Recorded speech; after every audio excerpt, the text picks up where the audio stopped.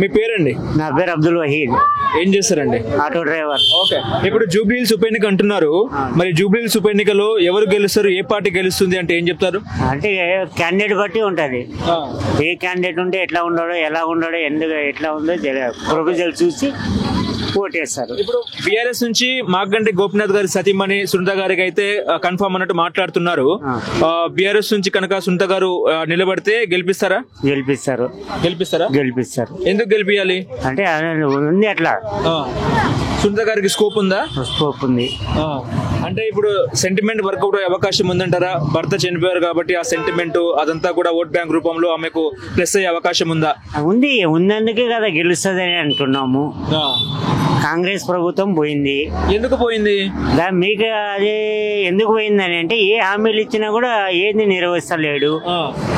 దానివల్ల ఏమనంటే అందరూ చెప్పులు దండలు వేస్తారని అంటున్నారు అందరూ. దానివల్ల కాంగ్రెస్ ది పోయింది. ఇప్పుడు రేవంత్ రెడ్డి సంక్షేమ కార్యక్రమాలు తీసుకొస్తున్నారు, 6 గ్యారెంటీలు అని చెప్తున్నారు. అందులో 6 గ్యారెంటీలు అమలు చేస్తామని చెప్తున్నారు, అమలు చేసినట్టు కూడా మాట్లాడుతున్నారు కదండి. అది బోగస్ మాటలు అవి. బోగస్, మొత్తానికి బోగస్. అది బోగస్. గ్యారెంటీ అనేది లేనే లేదు.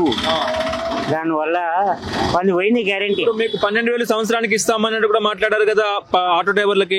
అది ఉఫా గాలికి పోయినాయి మాటలు అవి. అంతేనా? గాలికి పోయినాయి అన్ని హామీలు, గాలికి పోయినట్లనే అవి. ఇప్పుడు కాంగ్రెస్ పాలన వచ్చి 22 నెలలు అవుతుంది కాబట్టి మీ అకౌంట్ లో ఏమైనా డబ్బులు పడ్డాయా? 12,000 మస్తు పడినాయి డబ్బులు. వాడు ఇచ్చిన బోగస్ పనులకి అన్ని బోగస్లే పడినాయండి. ఇందిరమ్మ ఇల్లు వచ్చిందా? ఏది చెప్పిండు.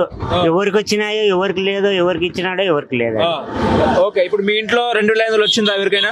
2,500 వచ్చిందా? 2,500 కళలు కనాలి. కళలు అదే పైన కళలు పిట్టెలు ఎన్ని ఉన్నాయి, అన్ని ఎన్ని ఉన్నాయి, ఏమేమో ఆలోచన చేసి చూసుకుంటూ ఉంటాం. తులం బంగారం వచ్చిందా? పోనీ అది కూడా వచ్చింది కదా. ఏడ వచ్చింది? అన్ని బోగసే అంటున్నా కదా. స్కూటీలు వచ్చినాయా? మస్తు తిరుగుతున్నాయి హైదరాబాద్ లో. అన్ని స్కూటీలే తిరుగుతున్నాయి. హామీలు ఇచ్చిన స్కూటీలు మొత్తం తిరుగుతున్నాయి. దానివల్ల ఎందుకంటే ఏడ పడితే ఆడ కింద పడుతున్నారు. హామీలు ఇచ్చినట్టు తీసుకొని ఏడ పడితే ఆడ ఇదవుతున్నారు. ఫ్రీ బస్ ఎట్లా ఉంది? ఫ్రీ బస్ మంచిగా ఉన్నదా? జడలు పట్టుకుంటున్నారు అందరు. జడలు పట్టుకొని గుంజులాడుతున్నారు అంతా. జడలు పట్టుకొని గుంజులాడుతున్నారు. దాని తర్వాత తొక్కులాట అవుతుంది. ఇంకా రుబాబే వేరే ఉంటది ఆడవాళ్ళది. ఓకే, ఇప్పుడు కేసీఆర్ పాలన ఉన్నప్పుడు బాగుందా లేకపోతే రేవంత్ గారు ఉన్నప్పుడు బాగుందా? కేసీఆర్ పాలన బాగుంది. కేసీఆర్ పాలన ఎప్పటికైనా బాగుంటది. అది ఎందుకు కేసీఆర్ పాలన బాగుంది? ఇంకా వాడు కాల్ చేసి వాడిని కాలు కడుక్కున్నా కూడా వాడికి బుద్ధి రాదు. రేవంత్ రెడ్డికి బుద్ధి రాదు. పాలన అనేది వాడిని పోయింది. అది దాని పాలన వల్ల చెడిపోయింది. ఆడవాళ్ళకి కూడా గబ్బు లేపుతున్నాడు వాడు.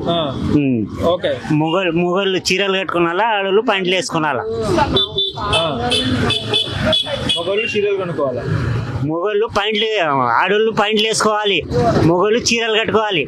అంత దుర్భంగా ఉందా వ్యవస్థ? ఉన్నందుకే చెప్తున్నాం. మళ్ళీ అది ఆ వ్యవస్థ ఉన్నందుకే కేసీఆర్ ఓడగొట్టి ఎందుకు రేవంత్ రెడ్డిని గెలిపించారు? అది రేవంత్ కా వాడేమో తుడగొట్టి దాని తర్వాత మెడల పేగులు వేసుకుంటా అవి వేసుకుంటా అని. ఇప్పుడు ఎందుకంటే గెలిచిన తర్వాత చెప్తున్నాడు ఆ మాటలు. అప్పుడు కాళ్ళు పట్టుకున్నాడు, ఇప్పుడు వచ్చేసి చేతులు పట్టుకుంటాడు వచ్చి. ఇక్కడ కాంగ్రెస్ నాయకులు తిరుగుతున్నారా? ఇక్కడ ఎవరు తిరుగుతలేరు. రాడు కూడా కాంగ్రెస్ రాడు కూడా వచ్చినా కూడా ఆయనకి చెప్పు దెబ్బలే ఉంటాయి. మైనార్టీలు ఎటువైపు ఉన్నారు? ముస్లింలు, మైనార్టీలు గానీ ఎవరన్నా గానీ బీఆర్ఎస్ ఉన్నారు. బీఆర్ఎస్ అంటే మీకు కేసీఆర్ రంజాన్ తోఫా, మైనార్టీ తోఫా ఇచ్చారు కాబట్టి అన్ని ఇచ్చినాడు. పాపం వాడు అన్ని ఇచ్చినాడు. చాల్దీ ముబారక్ ఇచ్చినాడు, అన్ని ఇచ్చినాడు. ఆయన చెప్పిన హామీలన్నీ ఇచ్చేసుకున్నాడు. వీడు ఉత్త గాలి మాటలు ఇవి. రేవంత్ రెడ్డివి గాలి మాటలు. ఎందుకనంటే ఏం లేడీస్ కు కాదు, ఏం ఉఫా అని అంటాడు కానీ అది చేసేది.